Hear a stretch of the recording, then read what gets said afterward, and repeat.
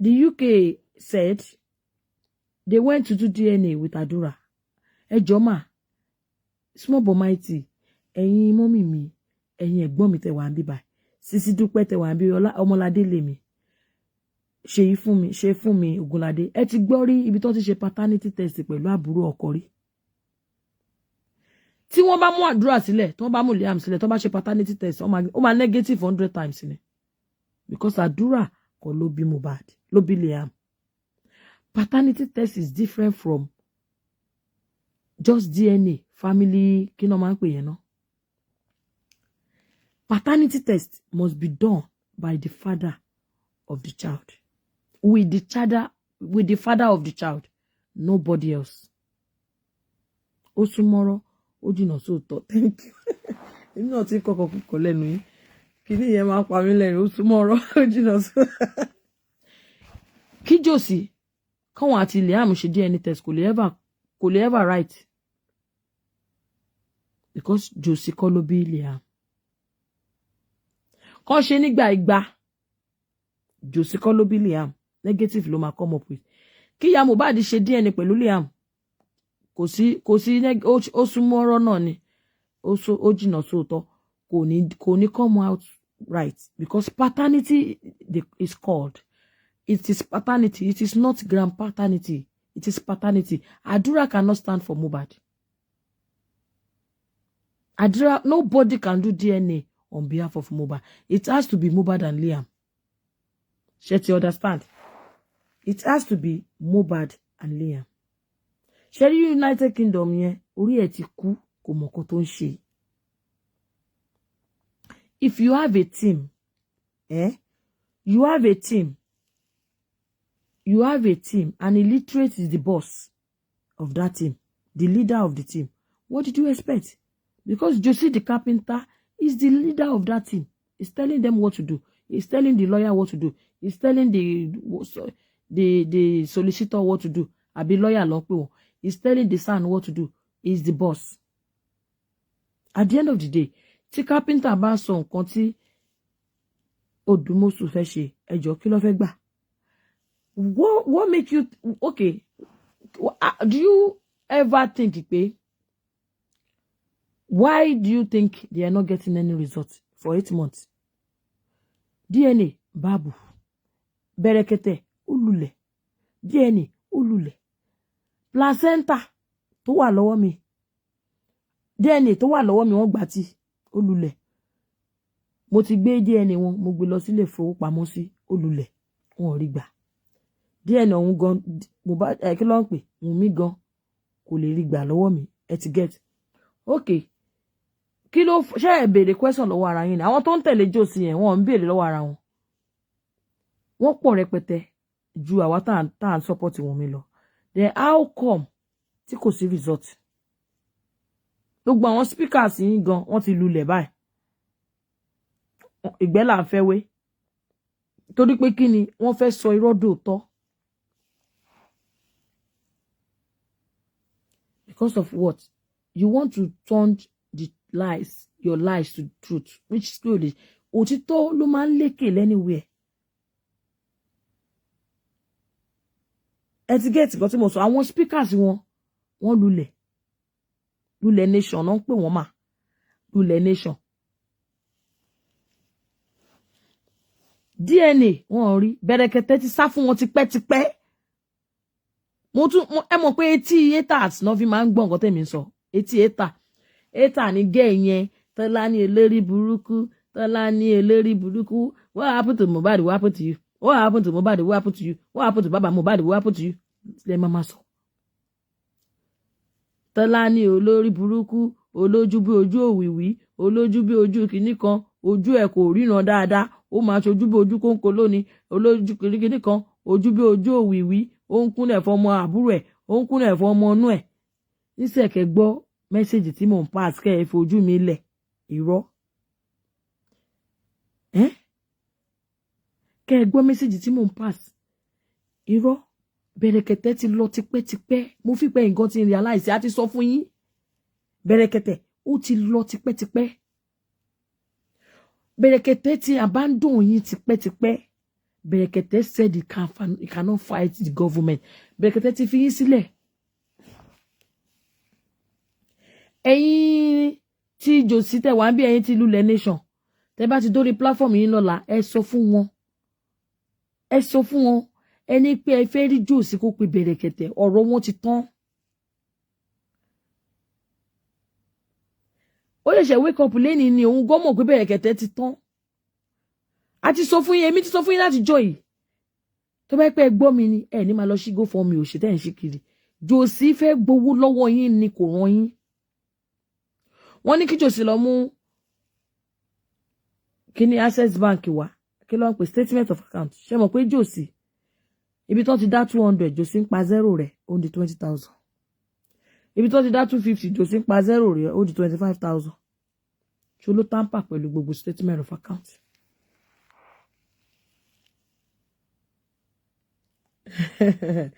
Now, UK said Tolani only pink powder. Ọmọ yẹn sadist ni. Kò rẹ́rìn rí. Mo dẹ̀ ti rẹ́rìn lálẹ́ yìí. Ó máa lè jí ní sadist ni. Nítorí pé wàhálà tí máa bẹ́ ẹ̀pọ̀ ó máa pọ̀ gan torí ẹ̀ mo ṣe jẹ́ sadist. Lọ́n. Wàhálà tí mo máa bẹ́ ẹ ṣe ó máa pọ̀ torí ẹ̀ mo ṣe jẹ́ sadist. You say who asked for the statement? He sent the statement to the one they call chairman. Nínú wọn yẹn. Àwọn tíìmù ló béèrè statement. Ẹ mọ̀ pé inú group lọ́jọ́ wà. Lo. Julie Adams. Sherry.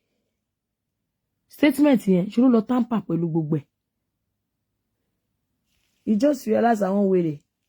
Papiano. Òun gan mọ̀ pé Brekete ti lọ. Brekete ti fi wọ́n lẹ̀ tipẹ́. Ṣé fẹ́ gbọ́? Even ìgbà tí Josi lọ dárúkọ tó lọ dárúkọ Fálànà dúnkokò mọ́ mi Jálànà ní ọ̀dọ̀ Brekete gan. Brekete gba lẹ́tà ó sá ni Ọlọ́run. Ẹ̀yin lẹ mọ̀. Ṣé rí Brekete ti fi lé ó ti Brekete sọ pé irọ́ ló wá tà fóun. I have the proof with me o. Brekete say na I lie they can't lie for her. Brekete now find out the truth by himself. Because what they took to Brekete, wọ́n sọ fún Brekete pé nurse wà involved. Nínú gbogbo Brekete saga sin. Ṣé rí pé they never mention nurse. Brekete believed pé ó ń dúnkokò mọ́ mi. Brekete believed pé ọmọ yẹn wà nù ló sùn kò jí ni. He never knew about nurse. He never knew. Kò gbọ́ anything nípa nurse until ìgbà tó ṣe findings tó wá sọ fún pé nurse ló ṣe torí ẹ̀ ló ṣe sá fún wọn. Kò ní anything ṣe pẹ̀lú wọn mọ́. If Brekete mention their name today, ó fẹ́ fi wọ́n kérò jọ ni. He's not going to do anything. Anything that government tí toxicology bá ti jáde, Brekete will not talk about it. He will not even ask you to go and do your own. When the toxicology comes out now, Brekete will dwell on the government one. I'm telling you, Brekete cannot go against whatever the government bring on the table. He won't dare. You know how many weeks he spent nínú cell. Please press the love button. Ó mọye weeks tó ń lò nínú cell. Brekete, ó mọye weeks tó ń lò nínú cell. Kò ní díẹ̀ go against nǹkan tí government ń sọ. Ṣé you get? Dúnkokò mọ́ mi. Dúnkokò my foot. Mr. Dúnkokò. Dúnkokò mọ́ ẹ. Ẹnu tí ẹ ọ̀rọ̀ ẹ.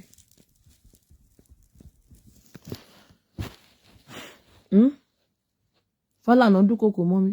Lọ́yà Mohbad dúnkokò mọ́ mi o. Wùnmí náà tún dúnkokò mọ́ mi sọ pé wo bàbá ṣé ẹ ya wèrè bàbá ṣé kìí ṣe pé ẹ ya wèrè tí nǹkan bá ṣe Liam tí n bá gbọ́ pé nǹkan ṣe Liam bàbá ṣé ẹ wọ wèrè wàhálà ẹ máa kú dànù ni ṣé kọ́kọ́ ṣé kí bàbá ṣé ẹ wọ wèrè ṣé mo jọ bọ́nẹ̀gẹ́ lójú yín jẹ́ ń sílé mi o àbẹ́ wọ wèrè ni ṣé ń ṣe pé ẹ wọ wèrè tẹ́ ẹ bá wọ wèrè tí nǹkan bá ṣe Liam bàbá ṣé ẹ ṣí èrè gbogbo yọ lójú kọkọ wọn wọn ní èmi Josi gbọ́ Aya Josie já. Àwọn wá ní kí Josie máa record. Ṣé Josie wọ́n sọ fún ẹ pé recording yẹn ó ní kankan ṣe pẹ̀lú CY títí. CY òràn ẹ̀ ń ṣe ó sọ pé jẹ́ sí lòun òun ń ṣe àwọn Tọ́lání o. Ó lóun ò kì í ṣe Tọ́lání o. Tó bá kó ṣìdá ni wò tóun bá kó fún ẹ. Gbogbo record yẹn wàhálà ẹ̀ kò kan ayé tó bá record wàá record dọ́là. Kò kan ayé o kò kan yàn. Ṣé you get now? Lọ́yà àwọn bá di ń dúkokò mọ́ mi.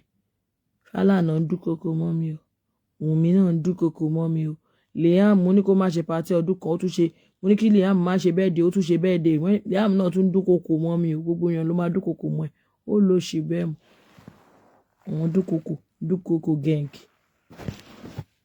dúkokò gang ọmọ kékeré tó rọra dúró tó gbẹ tó wà lẹ́gbẹ̀ẹ́ Mohbad yìí ṣe bàbá mo gbọ́ bàbá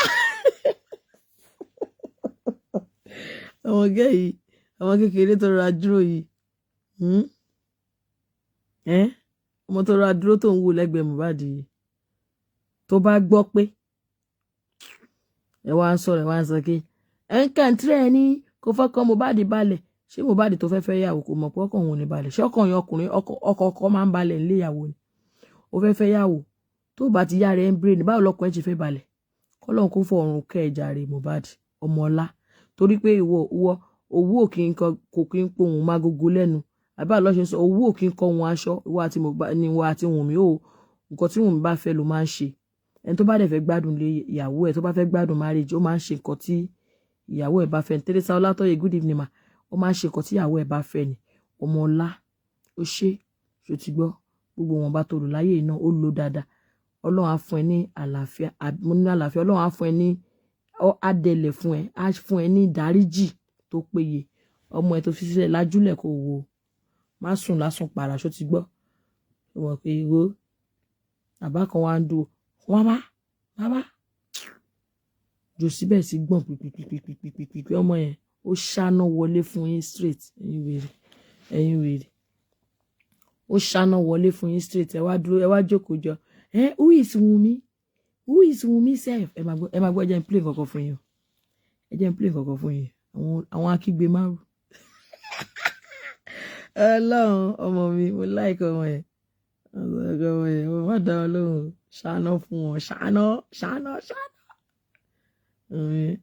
ọmọ yẹn máa make me happy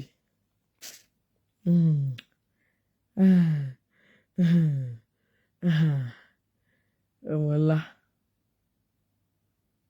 ló ṣe yẹn kó máa pariwo gé bí wèrè ṣé ìwọlé lè ó ṣì lọ́jọ́.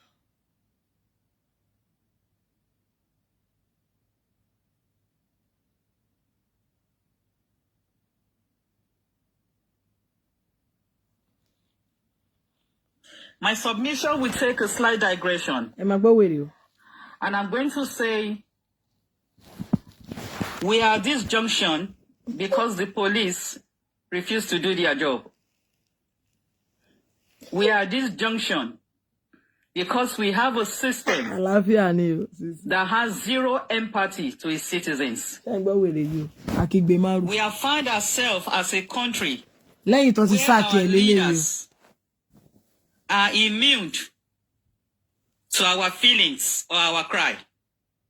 Honestly, for those who have lived overseas, you will agree with me that in a case like this, with a public outcry, the president of that country will have come out to make a statement about this issue. The president of that country, a country that factors in the feelings and the pulse. Please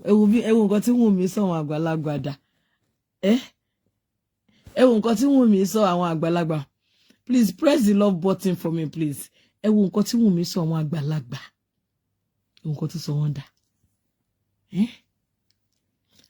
Oh yeah, bá mi press love button, please. Oh yeah, jẹ́ kí n dúró kẹ́ bá mi press love button. Ẹ wo nǹkan tí Wùnmí sọ àwọn àgbàlagbà dà. Ẹ máa gbọ́. Of his people, the president, not the governor, the president of that country will have come out to talk about the death of Mohbad. This is going to 8 months. No word from President Bola Tinubu. No word. And that should be scary for us as a country, as Nigerians, whether you are home or abroad.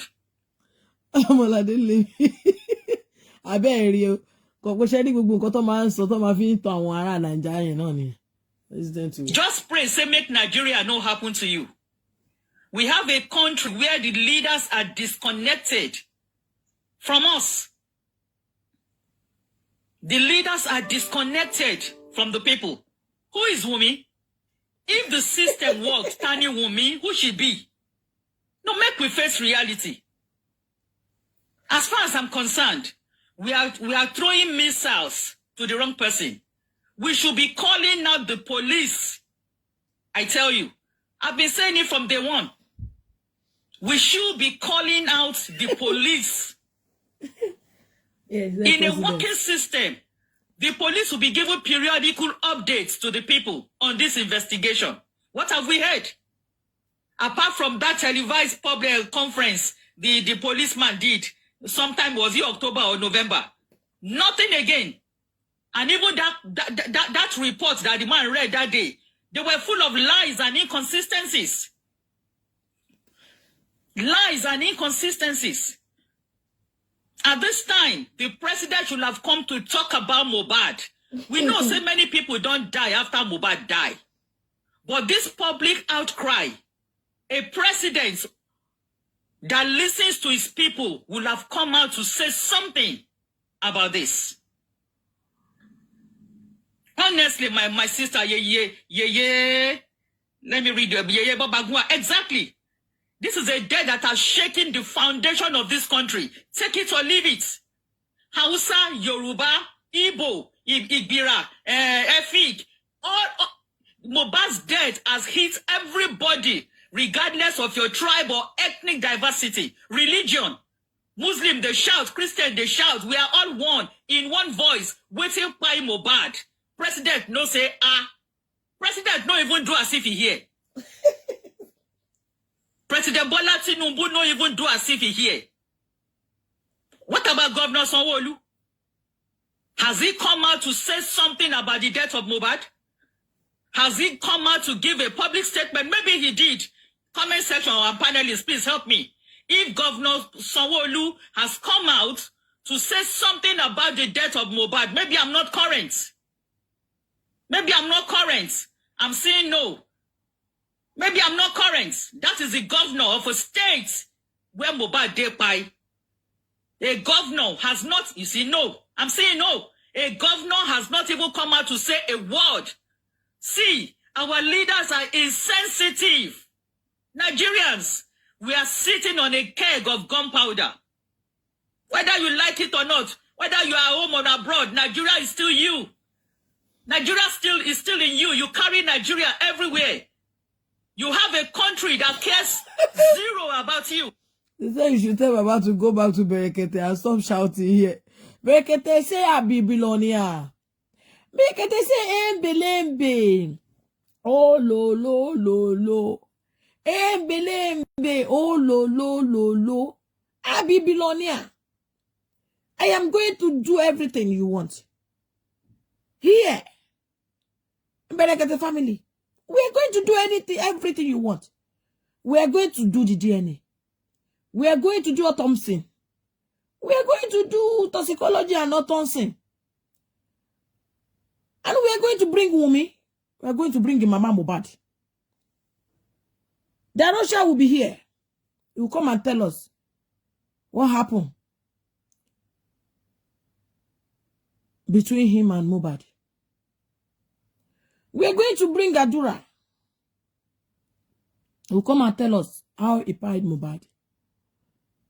Brekete says he's going to invite everybody, even the video that gave them 2 million naira will be invited.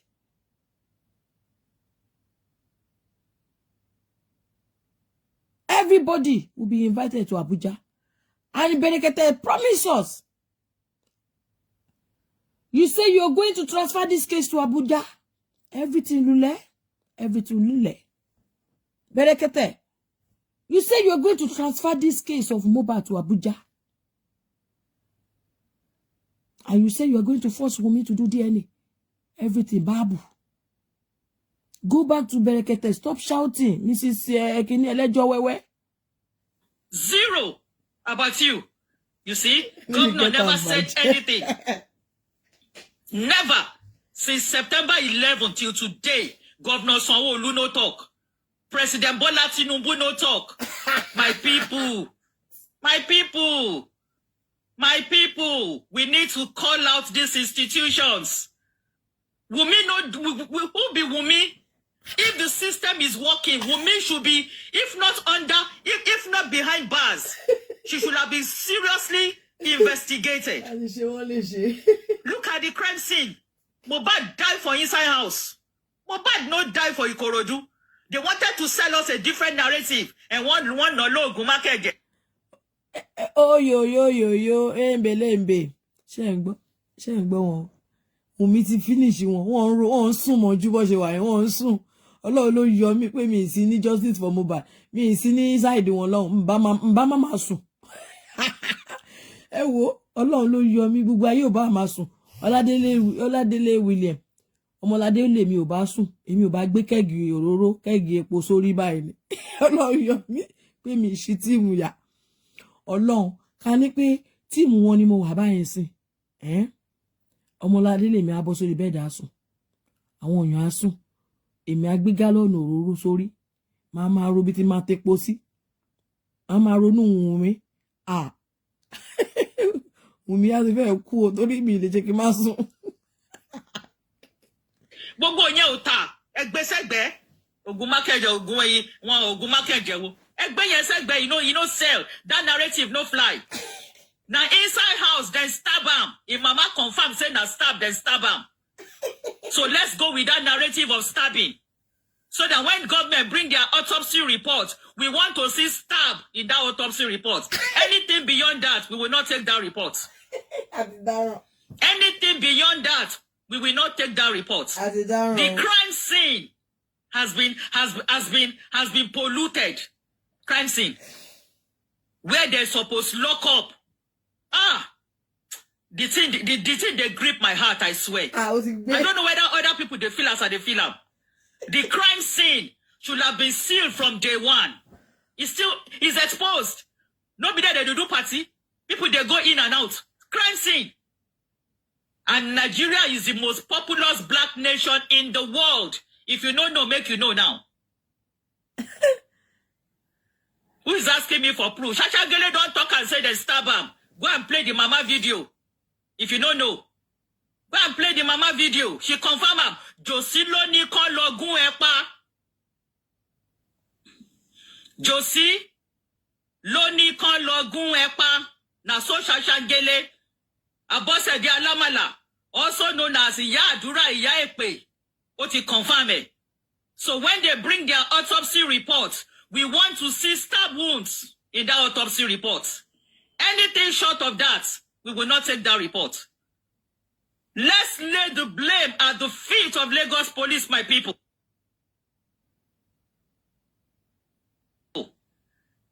We are not afraid to call them out. Please, Wunmi is a nobody if the system worked. She's the principal suspect in the death of Mohbad. She is the principal suspect.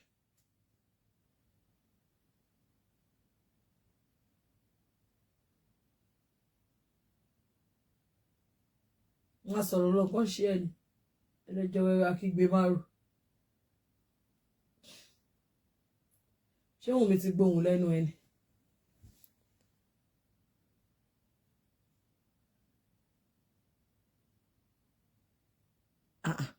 Wunmi, come and release this woman. Weeks for toxicology. Imagine.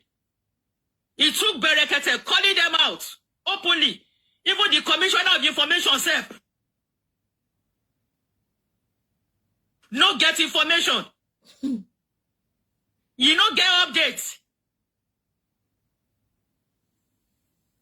Nigerians, let's wake up.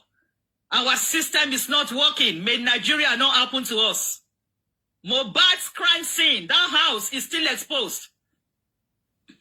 The bloody duvet that Baba Mohbad saw, that Iya Mohbad's younger sister confirmed. If I ask all of you, where is that evidence? Where is that bloody duvet? Ibolowa. Is the evidence intact? Because it's the evidence. Is it intact? The same way they saw syringe, they not talk about bloody duvet in that report. Where is it? Where is it?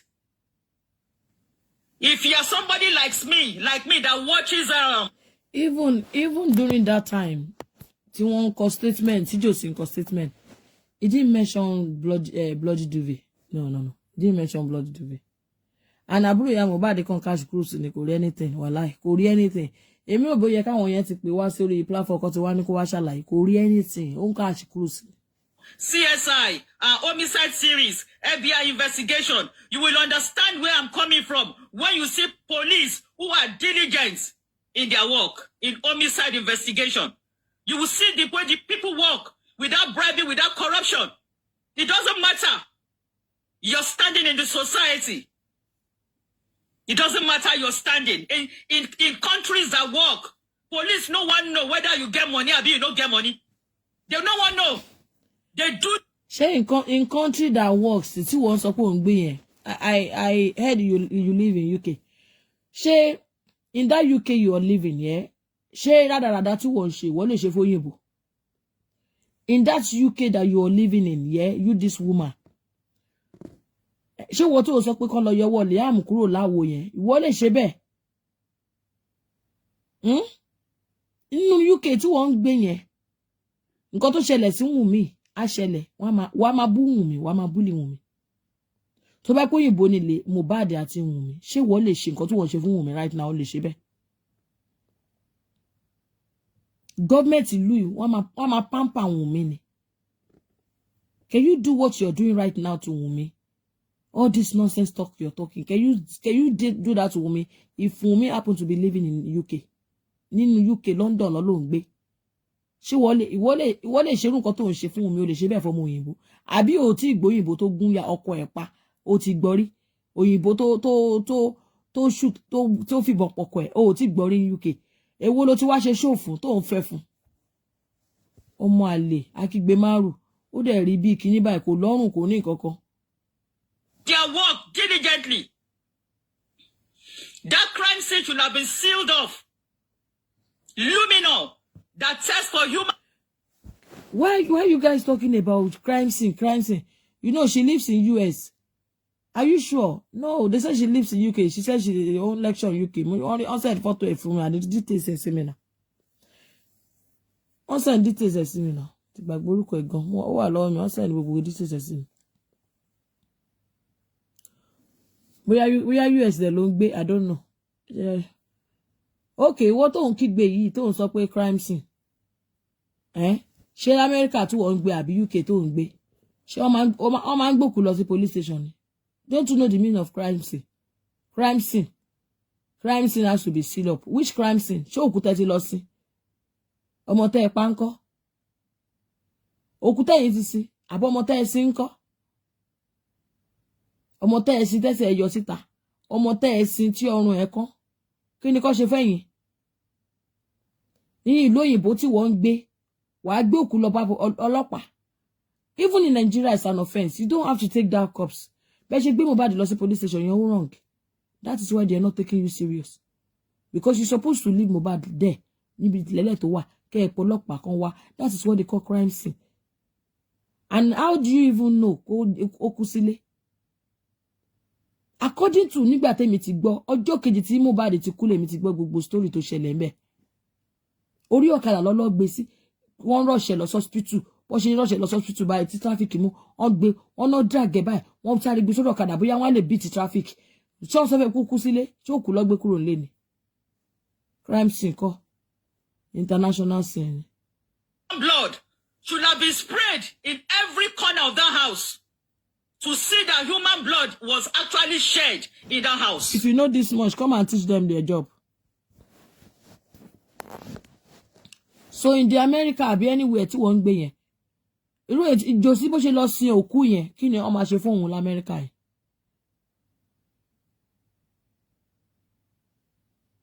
Nǹkan tí Josie tó lọ sin òkú tí ò mọ̀ nǹkan tó pọ̀ òkú kí ló máa ṣe fún ní Amẹ́ríkà yìí tí kò sí police report tí ò sí kankan nígbà tó gbé police report fún ẹ kí ló lọ sòkú fún. Wọ́n ní kó gbé òkú padà sí jurisdiction yìí wọ́n ní kó lọ sí jurisdiction yìí kó lọ report case ó gbé gbọnà bí tó ti fẹ́ lọ sí ó lọ pé bàbá tó wà lábúlé lágo 3 òru pé mò ń gbé bọ̀ ọmọdé yóò gbọ́dọ̀ jí mọ́ mi lọ́wọ́ o kò gbọ́dọ̀ jí o jọta bá rí bi ni bí wọlé kò gbọ́dọ̀ jí o ó wá ń fẹ́ fún ọmọ àlè. Fingerprints should have been lifted. Wow. Even if 1,000 people enter that house, Oyibo go lift all their fingerprints. Oyibo go lift up. How do you even know what they're doing? Hey, Joshua, what to deny any justice then why any? You have not been denied justice. Justice about denying your man wa. Oh, ti denying justice. E kon pariwo kiri igboro. Just because all you want in that justice, elenro.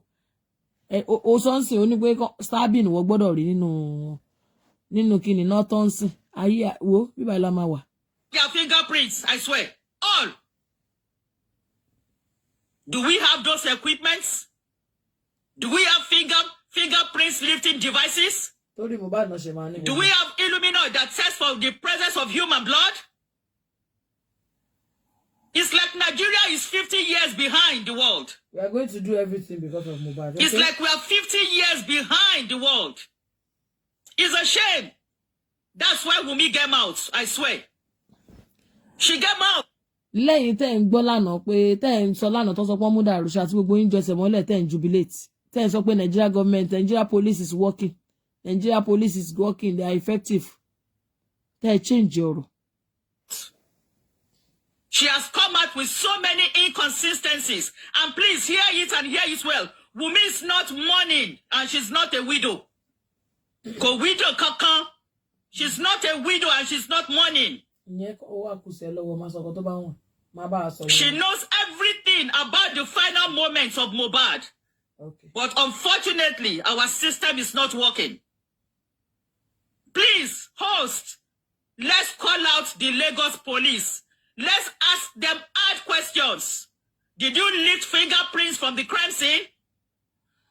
Did you spray Illumina to test for the presence of human blood? The CCTV was destroyed.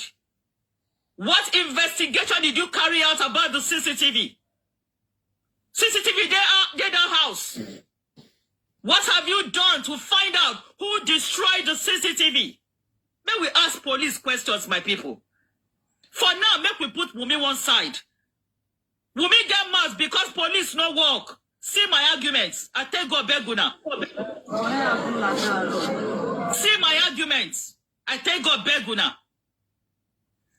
Let's ask the police. You know the CCTV camera was destroyed.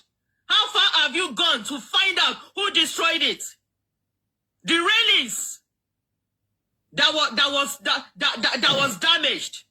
What investigation did you carry out about the railings? My people, let's call out the Lagos police. We are not afraid to call them out. They are being paid by taxpayers' money. They deliberately refuse to do the needful. Otherwise, nobody is supposed to get inside mobile house right now. Nobody. Nobody. Nigerians, I don't know how to say it though. We need to be, I don't want to use the word afraid, but we need to be afraid about the state of our country. It has become more lawless than we have imagined.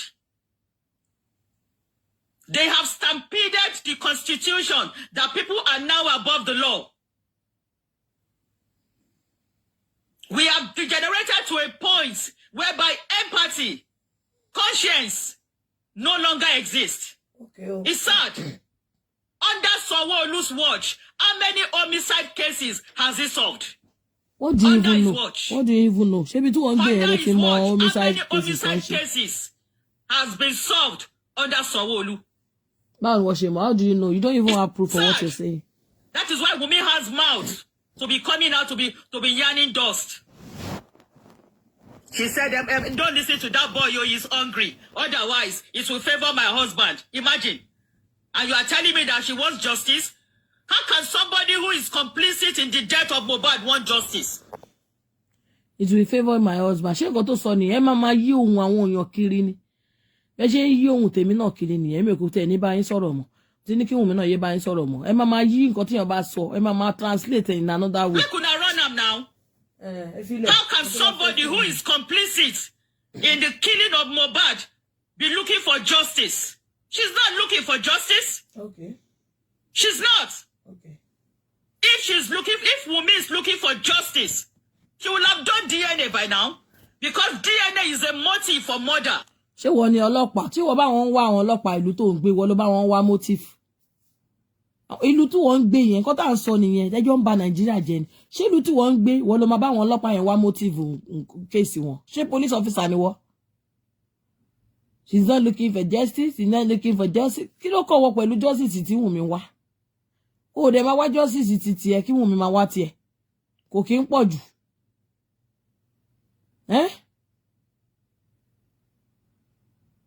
Ìlú tó ń gbé yẹn wọ́n ni wọ́n máa ń bá wọn ọlọ́pàá sọ pé motive rẹ̀.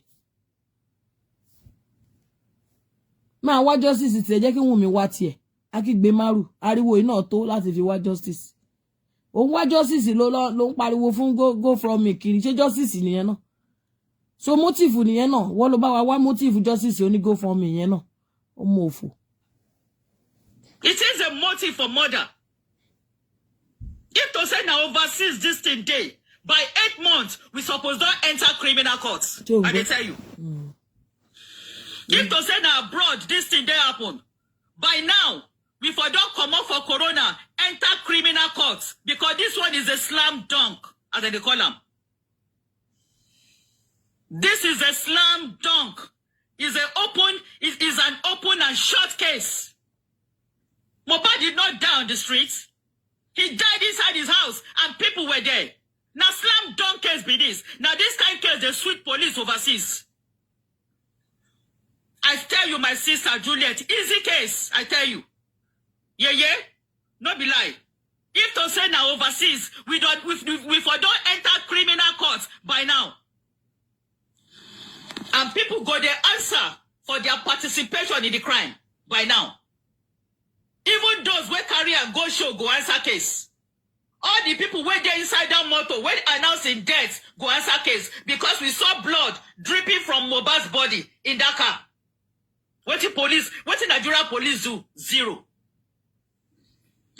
My people see it from my line of arguments. Wunmi get mouth because we get system where no work. It's sad and shameful. Look at the police report where they read that time. It's not even consistent with the narrative.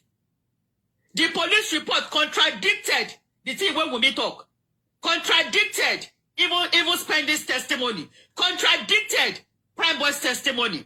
Can we now say police they lie? Which investigation did they carry out before they wrote that report? And that man stood in front of the camera and was reading inconsistencies. Mohbad bled profusely. Do they know the meaning of profusely? He bled from Ikorodu profusely to Lekki. Did they look into the SUV and saw blood? Full of blood? I don't understand my people. Say, this thing, I don't know whether not only me they think this thing. Maybe not only me they overthink am. Now you they overthink am. That's not maybe how to find justice. Maybe they overanalyze. Our police don't do well. I swear. They are shame. They shame us. Now read doctor's report, my sister. Who did they listen to? Can we ask the police? Did you even go into their mobile phones? Did you get across? How is that your problem? Are you a police officer? You just want to teach them their job. Ṣé wọ́n gbọ́dọ̀ sọ nǹkan tí wọ́n ṣe investigate. Wọ́n gbọ́dọ̀ sọ fún ẹ gbọ́ nǹkan táwọn ṣe ni. How do you know if they're not going into the mobile network to look at their conversation from Saturday to Tuesday? Did you get their individual telephone conversation, particularly Wunmi, Darosha, Adura, Prime Boy Spending? Did you get their telephone conversation? between Saturday and Tuesday. See, my people, as I talk this thing, I don't know whether to cry or I just get good pimples because the kind of experience I've had. I've watched so many live series about how homicide cases are carried out overseas. In America, won't carry in Nigeria. Is my country going back 50 years? Is my country going back 50 years? Your country is still crawling. Your country will get there. Your country won't crawl in me. How can you compare ọmọ tó ń crawl àti tó ń sáré? Ọmọ ọdún méjì, pẹ̀lú tó ń crawl ló fẹ́ máa wí wọn. Kí ló kàn ẹ́? Ṣé bó ti mọ gbogbo ibi táwọn máa lọ? Gbogbo ẹjọ́ tó ń ròyìn sí, iṣẹ́ kò lọ police station àbí kò lọ pe police station ó pé orí social media yìí ní ọlọ́pàá ti máa gbọ́ gbogbo nǹkan tó ń sọ ẹ̀. Àdúrú gbogbo nǹkan tó ń sọ ẹ̀ lọ́pàá máa carry out lórí social media yìí náà. You go explain tire o. All the money devoted to the police unit, where has it gone to? Are we saying that we don't have any homicide detecting devices? I don't understand. Men will pack Wumi one side. She's irrelevant. Now because police no work, I swear, she's supposed to be behind bars. It's women that are looking for justice for Mohbad. You guys are just you're just capping. It's women. It's only women that is looking for justice for Mohbad. She doesn't come on social media to be looking for justice for Mohbad. Justice for Mohbad is not on social media because the police, the investigators, they are not on social media. The pathologists, they are not on social media.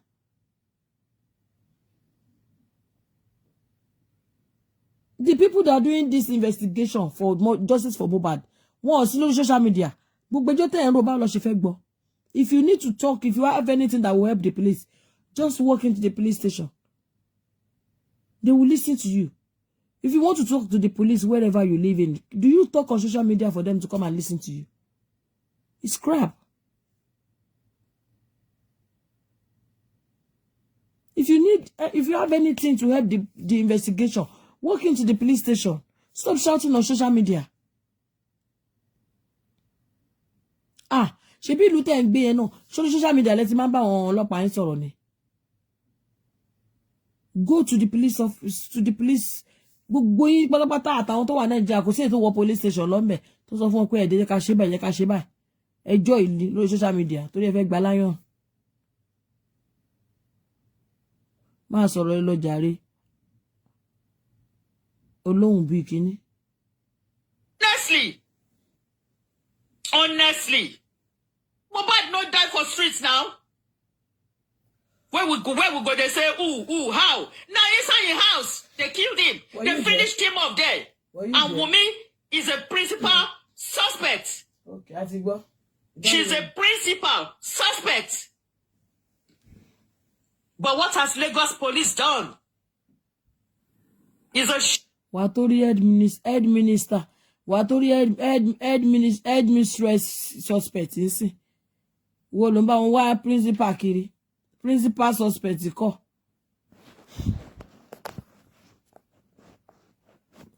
Cleaner suspect ni. Hey, that Mohbad's house is open to anybody to go in. It's a shame. It's a big shame. Nigerians, whether you are home or abroad, think you have a government that cares less about you. You have a government that is insensitive to your plight, to your cry, to your desire. Mohbad's death has shaken the core of this country. We expect senators, governors, ministers to lend their voice, but they are all quiet. They are all quiet. Even the opposition, they are all quiet. And we say we have a country. We don't have a country, oh. We are just cohabiting, I tell you. Woman's nobody. She's nobody. If the system was working, everybody in that house should have been arrested. If the system was working, all the people that announced Mohbad's death in the car should have been arrested. But unfortunately, we have a system that has disappointed his own people. I don't know what explanation Lagos police will give by not sealing up Mohbad's house. I would love somebody to even ask them that question. Why is that house not locked? Now, even that one, they pay us. Shebi Mohbad's Baba go police station. He won't go report, say in Pikin die. Make them give him police report. Then he carry and go Ikorodu make carry and go Ikorodu mortuary. They give him. Person will carry dead body, enter police station. After 3 hours, they drove him away, practically. I don't know the kind of people we have leading us. And I'm trying to understand their mindsets. Are they evil? Are they wicked? Are they human beings? I don't know. They carry dead body, call report for police station. Dead body. The father. You not even ask where they carry dead body from. You not even ask. They drove them away. My people, that is the level Nigeria has degenerated to. No feelings. Woman, you can't escape. Go and write it down. If you like, pay bloggers. Let king and chief and governor be behind you. You will never escape justice, Lokole. You will never escape justice.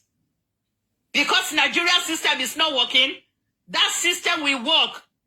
And that system will nail you. That system will nail the people supporting you. Àfẹ́ mẹ́ni tó wà lẹ́yìn ẹ, ọba ni, ìjòyè ni, governor ni, minister ni, àfẹ́ mọ̀. Ṣé bẹ́yàn ni wọ́n? Wumi, you will go down for what you did to Mohbad. Wumi, Cynthia Adebanjo, you will go down for what you did to Mohbad. Oh, lẹ́yẹ. Àwọn tó máa gbé ẹ̀mí wá, oh, lẹ́yẹ rárá. You will go down. And everyone that played a role in the death of Mohbad, you will go down for what you did. Karma will catch up with you. Karma will catch up with you. You will not escape.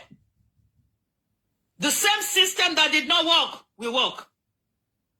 The same system that did not work, oh my shishe, Wumi and wanna prison, oh, they escape it. You said Mohbad, you told him that you will end his career, Oshe. You did not only end his career, you ended his life. You are a principal suspect, Wumi, Cynthia Adebanjo. You can never escape justice. That DNA, you will do it. Because the whole world wants to know if indeed Liam na Aloba. The whole world is interested in the paternity of Liam. Because you said it in the audio with Abu Ebel and Ayat. But igba to auto asiko to fe jogo, o fe jogo. Oh, kill you there. Auto time to fe jogo. So fe jogo. Lo she Mohbad bi o she shoju. We are interested in the paternity of Mohbad, in the paternity of Liam, sorry. The whole world is interested in the paternity of Liam. Liam will not die because he's innocent. Liam will not die because he's innocent. But Wumi, you will pay for your crime. You will pay for what you did to Mohbad. The system that did not work will work. And you will pay. You will pay. My people, we are not giving up. We cannot be gagged. We cannot be silenced. We will keep saying it every day. Who killed Mohbad? We will get the answer. However long it takes, my people, please, I beg you, don't give up. Now, because of social media, now because of me and you, this thing has not been swept under the carpet. I thank God, beg you, every chance you have, put it on your platform, on your status, on your WhatsApp. Who killed Mohbad? Mobeini. Please don't give up. I beg you. We are more than them. I beg you. Every chance you have, put it on your status. Wumi, DNA is a must. DNA is a must. DNA is a motive for murder. So it's a must. May we clear ground. Now Mohbad Liam, make we know. We need that document so that you don't claim a property that is not yours. We need that evidential document. That DNA document, we need them. We know, say, you man know, say, no be Mohbad get that pikin. You say, don't do DNA. But this time around, we want evidential documents that will be on record. We want to know the paternity of Liam. You go do am, bo feboko, kofo. Shebi you don't go soon Naira say you won't collect Mohbad royalty. From what we heard, allegedly, that you put your name and Adura as next of kin. Clap for yourself. Clap for yourself. So now the money will not promise Adura be that one betrayed his brother. You will not get a dime from Mohbad's royalty. You won't get a dime. You will spend the rest of your life in prison because you will not go. You will not go unpunished. What if Mohbad do you? Kini Mohbad ran igba eti o sanwó ọjà wo ló rà gbèsè wo ni Mohbad jẹ tó jẹ́ pé ikú ló fi san. Why did Mohbad have to pay with his life? What did he buy for your hand that he could not pay? That he had to pay with his life? My people, now police, now police cause all this thing. Now police turn me and you to analyst. Now police turn me and you to detective. Now police turn me and you to monitoring spirit, looking for update up and down. Now police. Because they refuse to do their job. My people, please stay positive. We will get justice for Mohbad. Go right and down. I told somebody sometime last week that millions of people are asking who killed Mohbad. I said, God, go use one person, answer that prayer. All of us cannot be sinners.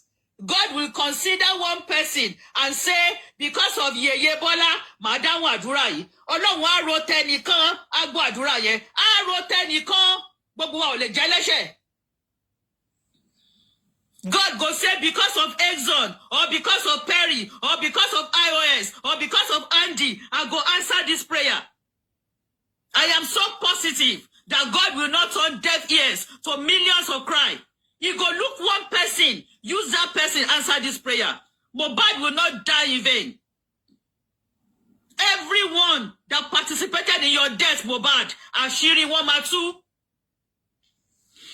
Ashiri Wamatu, àtàwọn tó plan ẹ̀, àtàwọn tó mú àṣẹ jáde pé ẹ lọ gbẹ̀mí ẹ̀, àtàwọn tó ṣiṣẹ́ yẹn, àtẹni tó wá gún ẹ, àtàwọn tó wá lù ẹ́ nínú ilé, gbogbo wọn àṣírí wọn máa tú. Wọ́n múlẹ̀ ní o, wọ́n múlẹ̀ ní o, ilẹ̀ máa dà wọ́n. Wọ́n múlẹ̀ ní o, wọ́n múlẹ̀ ní o, ilẹ̀ máa dà wọ́n. All their evil association will come to naught. We are not careful to address them. The same way the three Hebrew brothers told Nebuchadnezzar. We are not afraid to address you people. You will be exposed, Elokole. Alagbara yi ma ṣubú. Alagbara yi ma ṣubú. On this Mohbad case, Nigeria will get its freedom as a country. In this Mohbad case, how God go do am, we don't know. But me, they positive that this Mohbad case, it will begin a silent revolution that will clean Nigeria. Enough is enough. Epa omo koleni yo omo carpenter. You don't forget, say Jesus na son of carpenter. I said it in one of my videos. Take it or leave it. Mohbad is not an ordinary child. Elokole. Mohbad is not an ordinary child. 6-7 months down the line, the noise of his death has not gone down. Are you surprised? It's not an ordinary child. He's the son of a carpenter. Just as Jesus was the son of a carpenter. He said it before he died. As if he knew he was going to die. As if he knew he was going to die. It's so disheartening, my sister. My heart is breaking as I talk. I just hold myself. I don't know how far it's true. Some said there was a recording that Mohbad said Liam's name is Light. And light, in fact, this boy now prophet. I swear. He said his name now, not be Liam, say his name now Light. Yeah, I'm hearing some yes, thank you. So that's true. He said his name now Light. So that means there is so much hidden darkness. That DNA is a pointer to who killed Mohbad. Please don't give up, my people. I'm begging you. Don't give up. Don't give up. They cannot silence everybody. They cannot gag everybody. They cannot arrest everybody. We will keep asking questions. Talok pa Mohbad. Talok pa Mohbad. DNA is a must. Non-negotiable. Legbomo alewa. Kalomo Mohbad ni good, amagba. But kalomo aleni, elogbomo folomo. Where placenta day? If you like say na where placenta day, Liam go. If you like say na the person will collect placenta, will be the one to collect Liam at the end of the day. But let's wait for the DNA results. DNA is a must. Nigerian police, it's not too late. It's not too late to do proper investigation on the death of Mohbad. It's not too late. Going to 8 months, you can still go back to the drawing board. Go back to the house. Send everybody out. Get Illumino. Get fingerprints lifting devices and begin proper investigation. Tap all their phones. Get all their conversations. Do proper investigation like a normal society. I'm beginning. Like a normal society. Justice for Mohbad. I yield the mic. Thank you. Thank you so much, Crunch Queen. Thank you so much for your great submission. We really appreciate you. Justice for Mohbad. Also, I would like to have sex is part of what? Year of love. Hello everyone, good morning. Well, I don't have much to say, but I want to talk about Wunmi and Mohbad. Mohbad, you're supposed to sit down, watch this program now and sit down on your own, start crying. When people beg you, tell them you are not going to stop. Because it shows now that Wunmi is using your brain. Your brain is so dumb to the extent of you don't know what to do. You go to you do your birthday, you mark your birthday, you go for photo shoot. After that, you go to church to do Thanksgiving. And when they are doing a birthday, you was dancing, you were forcing Adura. You were forcing Adura to dance with you. Right? Mm. Now, when it is time for Wunmi to say that she wants to mark a birthday or she wants to do a birthday, look at the word that's the logic, the system that Wunmi bring out for people to look at you as irrelevant and irresponsible mother. Bitterness, it won't up. Bitterness, it office sorrow. E wo bo ṣe ma sọ̀rọ̀. Ṣé mo pé gbà mí báyìí, I will just be watching them. Mama, àánú wọn dẹ̀ máa ṣe mí. Ṣé mo kẹ́ máa listen sí wọn báyìí. Káàánú yín dẹ̀ máa ṣe wọn, àánú wọn dẹ̀ máa ṣe yín. Ó dàbọ̀ ọmọ tí yẹ ìgbà nǹkan lọ́wọ́ tó kàn ń sunkún ṣáá. Ẹ understand? Bó ṣe máa ṣe nìyẹn o. Ó má dàbí ìgbà tí wọ́n gba nǹkan lọ́wọ́ yàn. Wọ́n kàn máa sun ẹkún ẹ bó yẹn ṣe. Ọmọ máa ṣe báyìí. Báwo la ṣe báyìí? Ṣá máa rí justice báyìí. Ṣá máa rí justice báyìí. ṣé Wùnmí máa jẹ́ àrí justice báyìí jẹ́ a máa